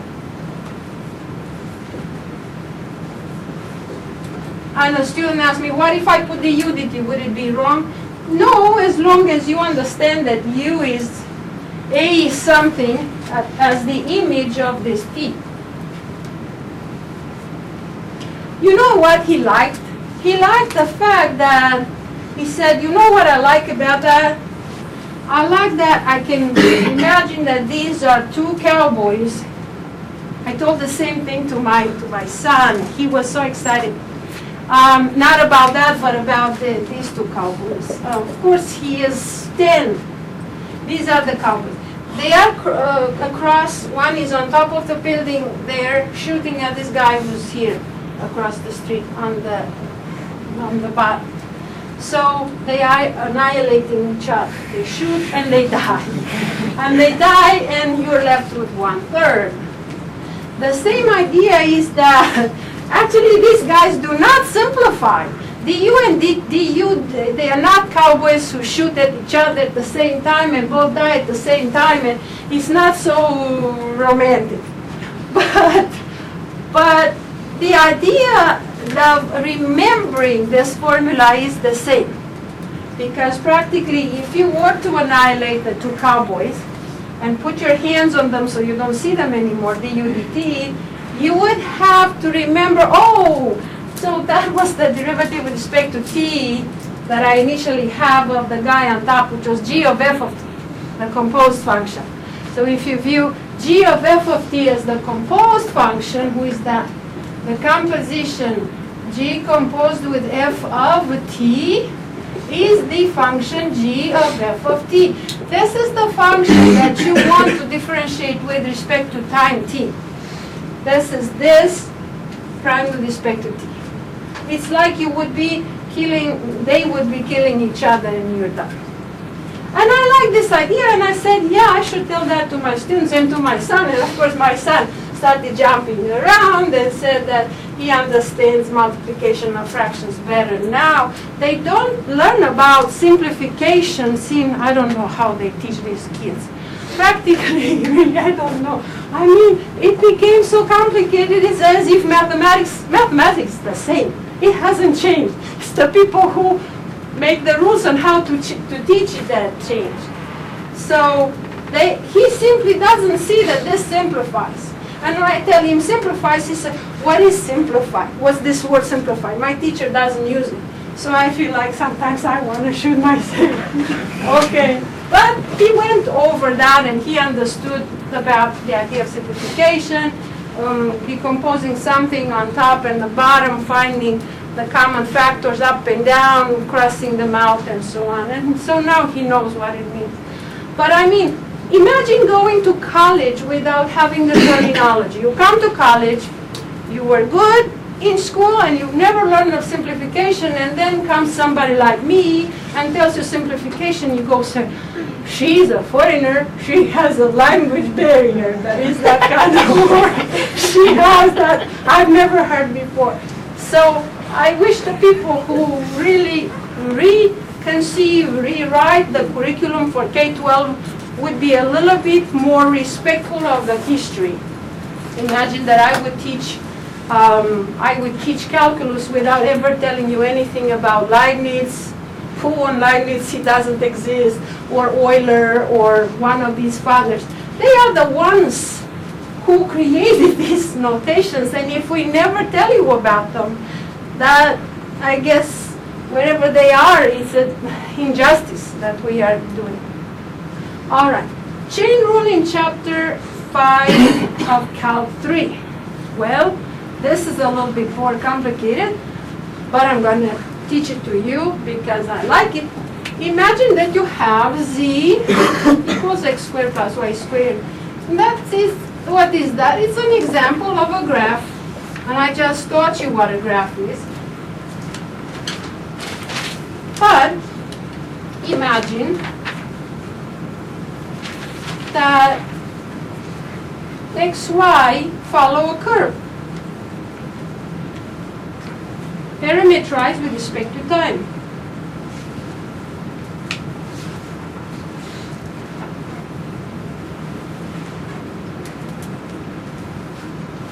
And you will say, Magdalena, can you draw that? I mean, what in the world do you mean that x and y follow a curve? I'll try to draw. First of all, you are on a what? You are on a beautiful valley. It's not a vase. It's a circular paraboloid, as an example. It's like an eggshell. You have a curve on that. You draw that. You have nothing better to do than decorating eggs for Easter. Hey, wait, Easter is a long far away. But let's say you want to decorate eggs for Easter. You take some color, paint, and put paint on the egg. You are actually describing an arc of a circle, an arc of a curve, and X and Y, their projection on the, I don't know if I can, let's say the projection on the floor will be X of t, Y of t. Because you paint in time. You paint in time, you describe this in time. Now if X of t, Y of t is a green curve on the, projected on the floor, of course you have a curve here as well, which is what? Which will be X of t, Y of t, Z of t. Oh my God, yes, because the altitude also depends on the motion in time. All right. So what's missing here? It's missing the third coordinate, that's 0, because I'm on the floor. I'm on the xy plane, which is the floor z equals 0. But now let's suppose that I want to say this is f of x and y, and I want to differentiate f with respect to t. And you go, say what? Oh my God, what is that? I differentiate f with respect to t. By differentiating f with respect to t, I mean that I have f of x and y differentiated with respect to t. And you say, wait, Magdalena, this doesn't make any sense. And you would be right to say it doesn't make any sense. Can somebody tell me why it doesn't make any sense? It's not clear where in the world the variable t is inside. So I'm going to say, okay, x are themselves functions of t, functions of that. X of t, y of t. If I don't do that, it's not clear. So this is a composed function, just like this one. Look at the similarity, it's really beautiful. This is a function of a function, g of f. This is a function of two functions. Say it again. F is a function of two functions, x and y. This was a function of t. This was a function of two functions of t. Oh my God. So it becomes, how do we compute this? There is a rule that can be proved. We will look a little bit into the theoretical justification of this proof later. But practically what you do, you say, I have to have some order in my life, okay? So the way we do that, we differentiate first with respect to the first location, which is x. I go there, but I cannot write df dx because f is a mother of two babies. F is a function of two variables, x and y. She has to be a mother to both of them, otherwise they get jealous of one another. So I have to say the partial of f with respect to x. I cannot use d. Like Leibniz, I have to use del, d of dx. At the point x of dy of t, this is the location I have. Times what? I keep derivation. I keep derivating, like don't drink and derive. What is that? The chain rule. Prime again, this guy x with respect to t. dx dt. And then you go plus, because she has to be a mother to both kids. The same thing for the second child. So you go the derivative of f with respect to y at x of t, y of t times dy dt. So you see, on the surface, x and y are moving according to time. And we want, somehow we want to measure the derivative of the resulting function, or composition function, with respect to time. This is a very important chain rule that I would like you to memorize. A chain rule. One chain rule of type 1. That's chain rule number 1. Is it hard? No, but for me it was. When I was 21 and I saw that, and of course my teacher was good, and he told me, Magdalena, imagine that instead of del you would have d's. Okay? So you have d and d and d and d. The dx here, dy here, they should be in your mind. They are facing each other. They are across on a diagonal. And then, of course, I didn't tell my teacher my idea with the cowboys, but it was funny. So this is the chain rule that mimics or generalizes this idea to two variables. Let's finish the example because we didn't do it. What is the derivative of f in our case? df dt will be, oh my god, at any point p arbitrary, will be a what? First, derive with respect to x. 2x, right? 2x. But then you have to compute this dx at the pair you give. And the pair they gave you has a t. So 2x is at x of t, y of t. I'm going to write it first like that. You're going to find it weird. Times, I'm done with the first guy. Then I'm going to take the second guy in red, and I'll put it here. dx dt, but dx dt everybody knows. Well, no, can be written as prime of t. Let me write it like that. Plus, then that guy, again with green, dy computed at the pair x of t, y of t, times, again in red, dy dt.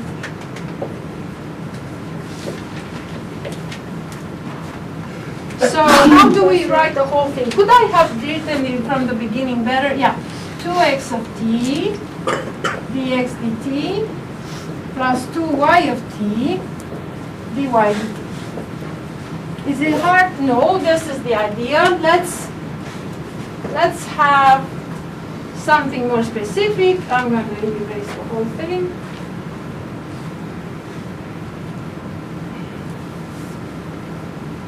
I'll give you a problem that we gave on the final a few years ago, and I'll show you how my students cheated on that. And I said, actually, I let them cheat in a way because in the end they were smart. It didn't matter how they did the problem as long as they got the correct answer. So the problem was like that, and my colleague did that many years ago, several years ago, did that several times. So he said, let f of t be t squared and g of t, I'll take this one, be tq plus 1, and then let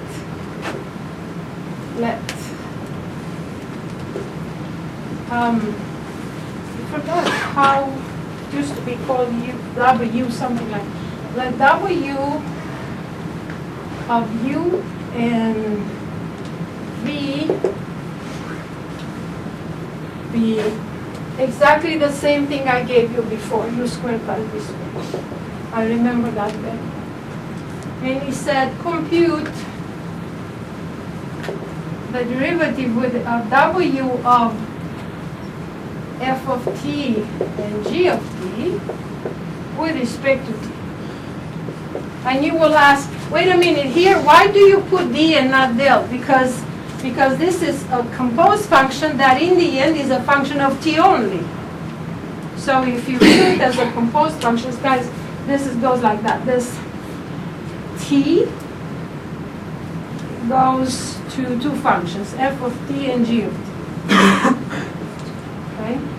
And there is a function, w, that takes both of them. That is a function of both of them. in the end, this composition that's straight from here to here is a function of one variable only. Okay. So my student said, it was in the beginning of the exam, I remember, and he said, well, I forgot. They said, I stayed up almost all night. Don't do that. Don't do what they did. Many of my students stay up all night before the final because I think I scare people. And that's not what I mean. I just want you to study and focus. But they stay up before the final, and the next day, I'm a vegetable, I don't remember the chain rule. So they did not remember the chain rule that I just wrote, and they said, oh, but I think I know how to do it. And I said, shush, just don't say anything. Let me show you how the course coordinator wanted that done several years ago. So he wanted it done by the chain rule. He didn't say how you do it, okay? He said just get to the right answer, it doesn't matter. He wanted it done like that. He said dw of f of t, g of t, with respect to t, would be dw du of, instead of u, you have f of t, g of t, times d of dt, plus dw with respect to the second variable, so this would be u, and this would be v. With respect to the variable v, the second variable, where measured at f of t, g of t, evaluated there, times dg dt. So it's like dv dt, which is dg dt. dv dt is dg dt. Okay.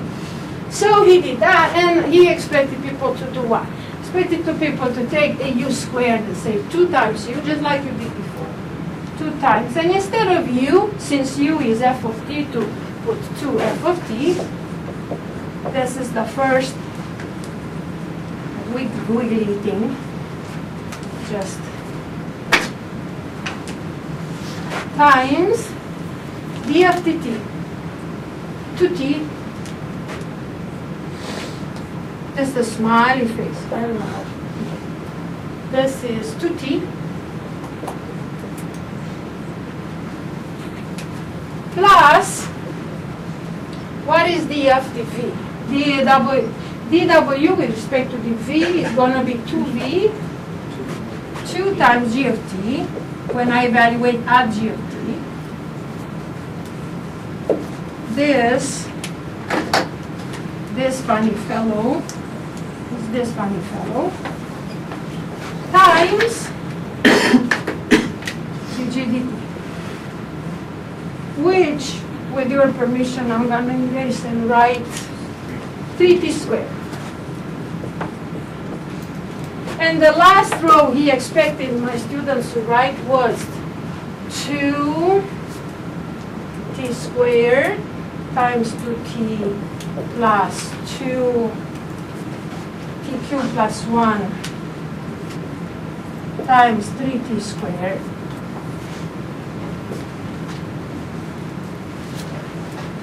Are you guys with me?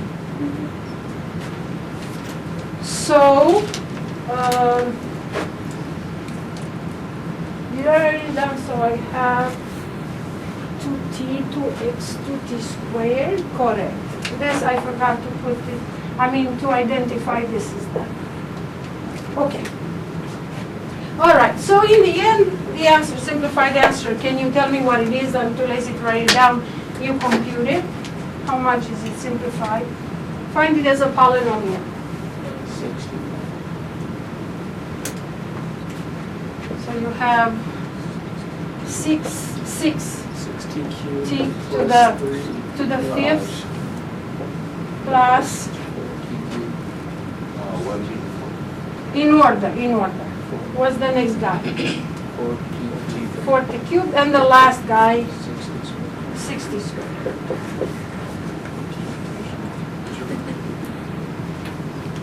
Yes? Did you get the same thing? Okay. Now, how did my students do it? How do you think they did? Did they apply the chain rule? No. they said, okay, this is how it goes. W of u of t and v of t is u is f. So this guy is t squared squared plus this guy is t cubed plus 1 taken and shaken and squared. And then when I do the whole thing, the derivative of this with respect to t, I get, I'm too lazy. T to the 4 prime is 4t cubed. I'm not going to do the math. 2 out, t cubed plus 1 times chain rule, 3t squared.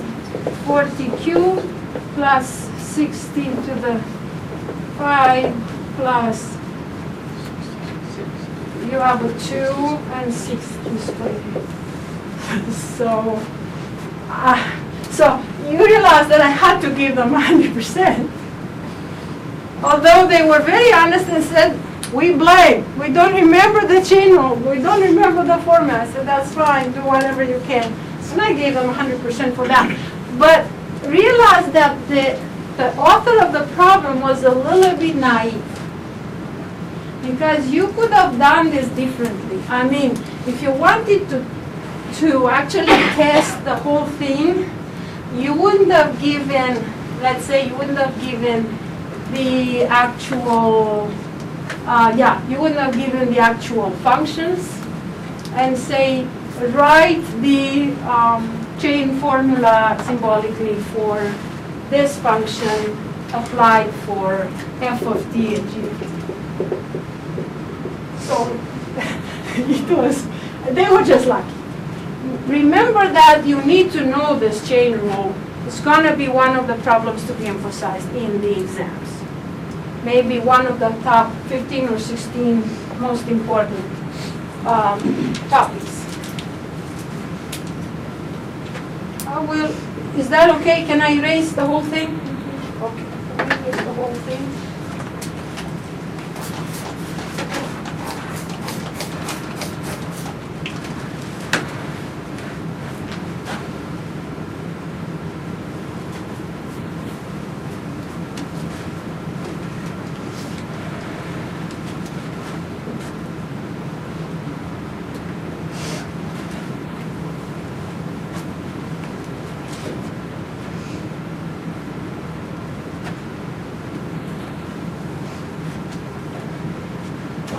Any other questions?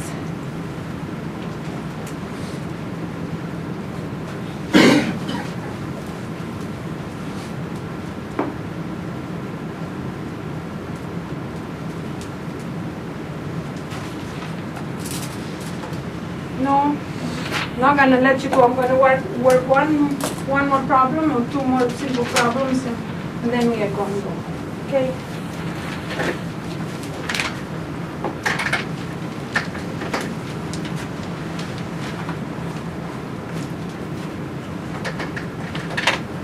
So, question.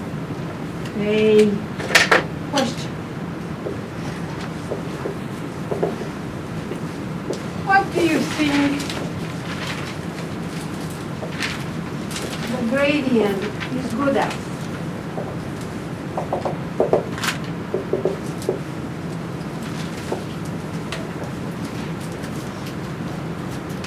Two reasons, right? Review number 1. If you have an implicitly defined function, then the gradient of f was what? Equals direction of the normal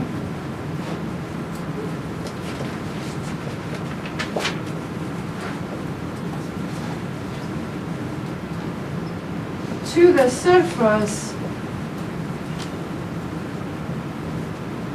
S, let's say S is given implicitly. At a point, at any point. For any other reason,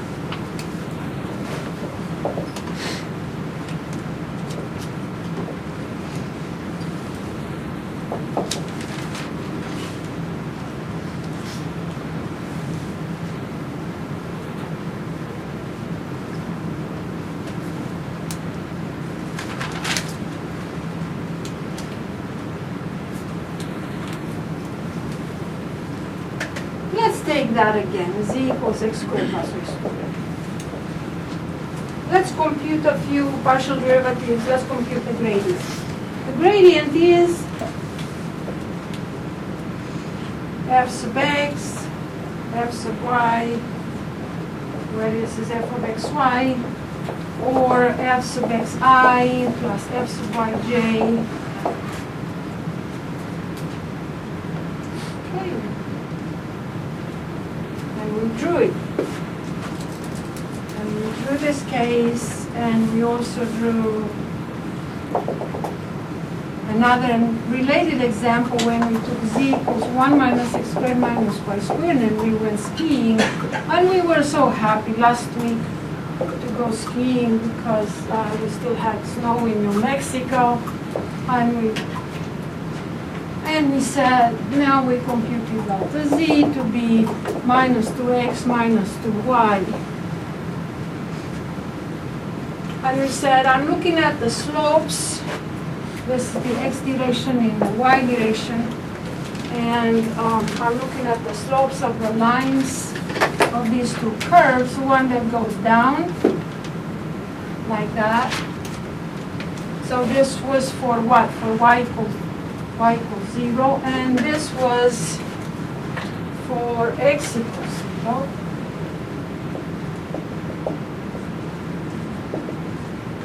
Curve, x equals 0, curving plane, right? We just cross-section our surface and we have this curve. And then we have the two tangents, the two slopes. And we computed them everywhere.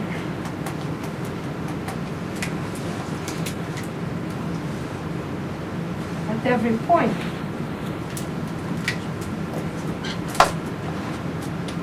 But realize that to go up or down these hills, I can go on a curve like that. I can go, remember the train of Mickey Mouse going on the helicoid on the hills? We try to take different paths. We are going hiking. We are going hiking, we take hiking different paths.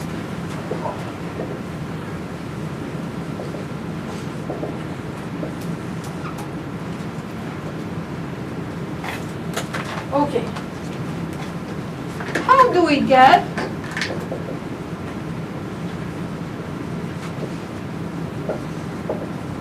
the maximum rate of change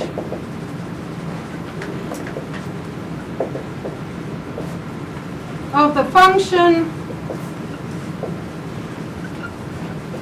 z equals f of xy?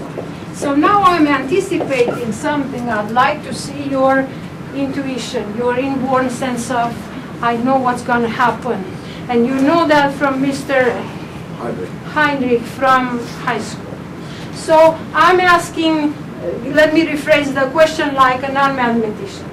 Let's go hiking. This is in Palo Duro. We go to the lighthouse. Which path shall I take on my mountain, my hill, my God knows what geography? In order to obtain the maximum rate of change, that means the highest derivative. In what direction do I get the highest derivative? In what direction you get the highest? So in which direction on this hill do I get the highest derivative, the highest rate of change? Rate of change means I wanna get the fastest possible way somewhere. Shorter slope? Along just a straight line up. Along. You don't want to take any squiggles, I guess. It Right. should be along any axis. So could you see which direction those are? Very good. Actually, you were getting to the same direction. So Alex says, Magdalena, don't be silly. The actual maximum rate of change for the function z is obviously, because this is common sense, it's obviously happening if you take the so-called, what are these guys? Meridians, not meridians. Okay, that is, okay, suppose that we don't hike because it's too tiring. We go down from the top of the hill. That's also a very good idea. So, when you let yourself go down on the sleigh, Don't think bobsled or just a sleigh, take a children's sleigh. No, take a plastic bag and put your butt in it and let yourself go. What is the direction? Actually, your body will quickly find the fastest way to get down. The fastest way to get down will happen exactly in the same directions, going down in the directions of these meridians. Okay? And now, there.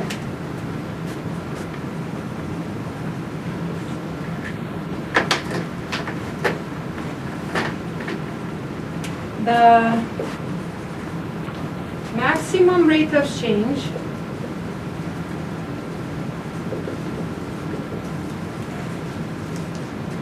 will always happen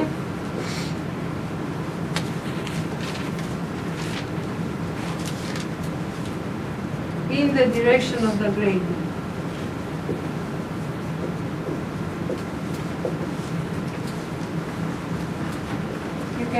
You can get a little bit ahead of time, but just I would like this to master in your heads until we get to that section. In one section we will be there. It's also reformulated as the highest, the steepest ascent or descent, the steepest ascent or the steepest descent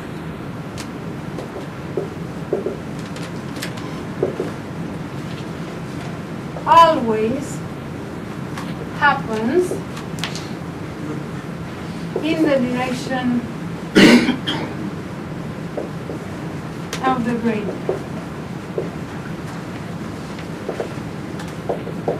Ascent is when you hike to the top of the hill. Descent is when you let yourself go in the plastic bag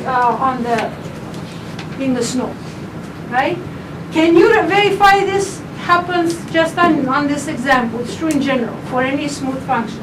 Our smooth function is a really nice function. So what is the gradient? Again, it was 2x, 2y, right? And that means at a certain point, x0, y0, wherever you are. Guys, you don't necessarily have to start from the top of the hill. You can be, okay, this is your cabin, and here you are with friends or with mom and dad, or whoever, on the hill. You get out, you take the sleigh, and you go down. So no matter where you are, there you go, there you go. Okay, you have 2x0 times I plus 2y0 times j, and the direction of the gradient will be 2x0, 2y0. Do you like this one? Well, in this case, if you were, suppose you were at the point, an example.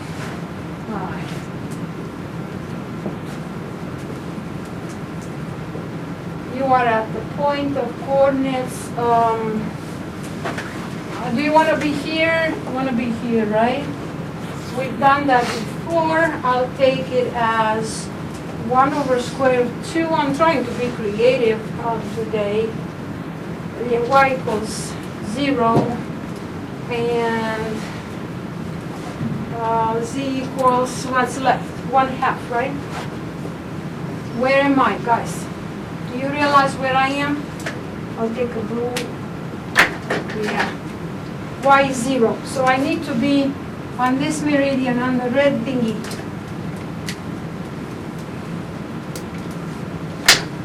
And somewhere here.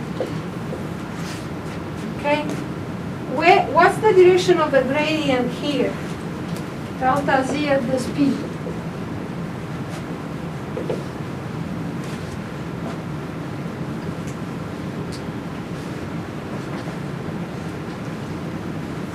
Can you say, well, I don't get it. I have the second guy will become 0 because y0 is 0. The first guy will become 1 over square root of 2. So I have 2 times 1 over square root of 2 times I plus 0j. It means in the direction of I, in the direction of I from P, I have the fastest Magdalena, fastest descent possible. But we don't say in the direction of I in our everyday life, right? Let's say geographic points. I'm a bug, and this is north. This is south. This is east. And this is west. So if I go east, going east means going in the direction I. Now suppose, I'm going to finish with this one. Suppose that my house is not on the prairie, but my house is here. House, H. Find me a good point to be there. Northeast, or to get further down. Anything, what would look like while I'm here? X0, Y0, Z0. 1/2, 1/2. And I'm in the middle, so I want to be on the bisecting plane between the two. You understand? This is my corner, and I want to be in this bisecting plane. So I'll take 1/2, 1/2, and what results from here? I have to do math. 1 minus 1/4 minus 1/4 is a half, right? 1/2, 1/2, 1/2. This is where my house is, and so on. And this is full of snow. And what is the maximum rate of change? What is the steepest descent? Is the trajectory that my body will take when I let myself go down on the sled. How do I compute that? I will just do the same thing, delta z at the point x0 equals 1/2, y0 equals 1/2, z0 equals 1/2. What do I get as direction? That will be the direction of the gradient. 2 times 1/2, you guys with me still? I plus 2 times 1/2 j. And there is no Mr. Z0 in the picture. Why? Because that will give me the direction like in a geographic way. North, west, east, south. These are the directions in plane. I'm not talking directions on the hill. I'm talking directions on the map. These are the directions on the map. So what is the direction I plus j on the map? If you show this to a geography major, say, I'm going in the direction I plus j on the map, he will say, you are crazy. He doesn't understand the thing. But you know what you mean. East for you is the direction of I, the x-axis. That is east. And this is north. Are you guys with me? The y direction is north. So I'm going perfectly northeast at the 45-degree angle. If I tell the geography major I'm going northeast perfectly in the middle, he will say, I know. But you know that for you that is I plus j because you are a mathematician, right? So you go down, and this is where you are, and you're on the meridian. This is the direction I plus j. So if I were to project my trajectory, I went down with the slide all the way down. Project the trajectory. My trajectory is a body on the snow. Projecting it on the ground is this one. So it is exactly in the direction I plus j.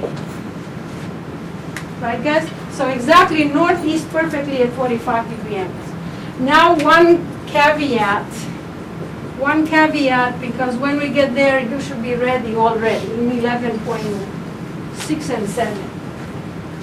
When we will say direction, we are also crazy people. I told you mathematicians are not normal. You have to be a little bit crazy to want to do all the stuff in your head like that.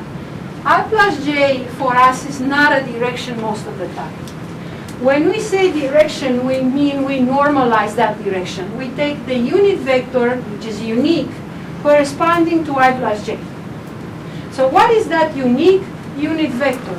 You learned in chapter 9, everything is connected. It's a big circle. I plus j, very good. So direction is a unit vector for most mathematicians, which means u will be I plus j over square root of 2. So in chapter 5, please remember, unlike chapter 9, direction is a unit vector. In chapter 9, chapter 10, we said direction, LMN, direction, God knows what. But in chapter 11, direction is a vector in plane, like this one, I plus j over root 2, has to be a unit normal, a unit vector. Okay, and we keep that in mind. Next time when we meet on Thursday, you will understand why we need to normalize it. Now, can we say goodbye to the snow and everything? It's not going to show up much anymore. Remember this example, but we will start with flowers next time. Okay, have a nice day. Yes, sir. Let me stop the video.